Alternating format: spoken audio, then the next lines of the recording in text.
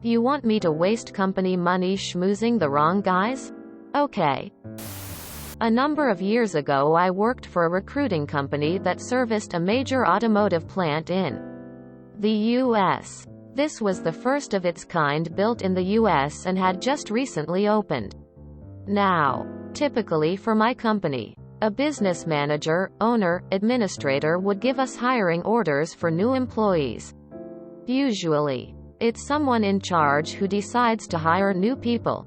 With this company, the administration handed the hiring decision to the new hire trainers. Then those trainers would give us the order. I loved these trainers. They were deeply religious, family-orientated guys. Both of them adopted children from rough homes while I knew them. Both were extremely kind and welcoming to my new hires I was sending in, which can be rare in an automotive plant. They'd go on missions with their church to help in struggling areas. While I am not religious at all myself, I loved how passionate these guys were, and how it reflected in working alongside them. The plant lowered production and our orders for new hires slowed. My manager started getting on my ass. Hey, go ask Bill and Ted if there is any new hires they need.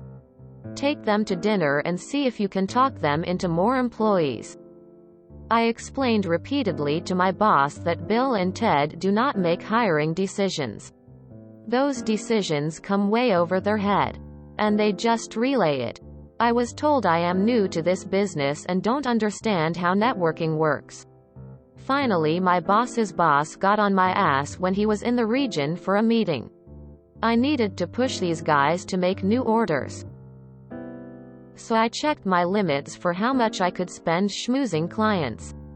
And then I took these guys all around town for months. A new steakhouse opened. You guys want to try? Bring your wives and let's go. Do you guys want to hit the billiards club for lunch? The whole ticket is on me. Office want breakfast burritos and coffee delivered? Send your orders in and I'll bring it on my way. At some point, I figured there would be some backlash over the money I was spending. I even found the max I was allowed to tip and was maxing it out every time to give out more money to the waitresses. I was wrong. The plant cycled up again, and I think my managers believed those new orders came from the money I was spending, and not just typical ebbs and flows of auto manufacturing. Eventually, I left the industry and these guys moved on to other jobs. We had a blast on the company dime while it lasted. Sounds like an excellent adventure. Did you tell Bill and Ted about the background of it? Disconnect. The only things that cause a greater breakdown in policy, procedures, and inflated costs are nepotism and cronyism. Not MC. But your story reminded me of something. Years ago, a friend of a friend worked as an ad buyer. Companies want to market to certain demographics, and his company knew how to reach those people. A big part of his job was networking with the different companies' marketing decision makers. So when they did have a new product or campaign in mind, they'd reach out to him rather than a competitor or try to build in-house expertise. To this end, his company had tickets for everything you could imagine at his disposal. The thing is, sometimes the marketing execs canceled on short notice.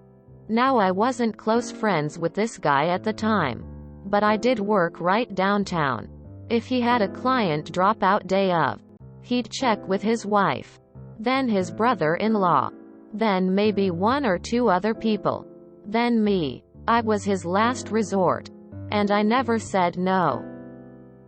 I went with him to NFL games, NHL games, MLB games, a play one time. It was great. And he always joked as we took our seats. If anyone asks, you're working with a $3 million budget for the year, and third quarter is where you really want to make some moves. I used to work for a temp agency where it wasn't enough to go in and work the hours they gave you on A temporary basis. You were expected to go in there and win over new business. 3 assignments without a follow-up or new business, you were cut from the temp roster. It wasn't that hard for anybody with a brain to figure out that the client's secretary was on maternity leave and would be back after the 6 weeks were over. There would be no offer of a permanent job. No extension. No new contracts. But no. I did my 3rd 6-week assignment. Covering for new moms. With no new business. Selling and winning new business not my forte. Business. Or responsibility. And that was the end of my time. Those people. Ironically, I have had several temp assignments where I went in for a short 3-week term and ended up being there for months. I was usually able to show them what I can do and get more tasking.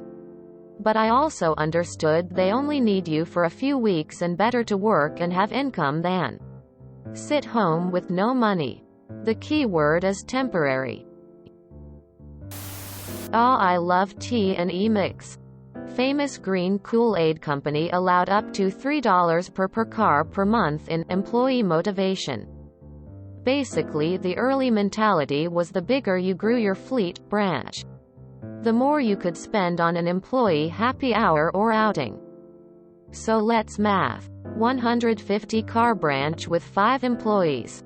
1503 equals $450 per month that could be used towards employee motivation and other expenses. 5,000 car airport branch with 50 employees. 50,003 equals $15,000 per month that could pay every employee a crazy bonus.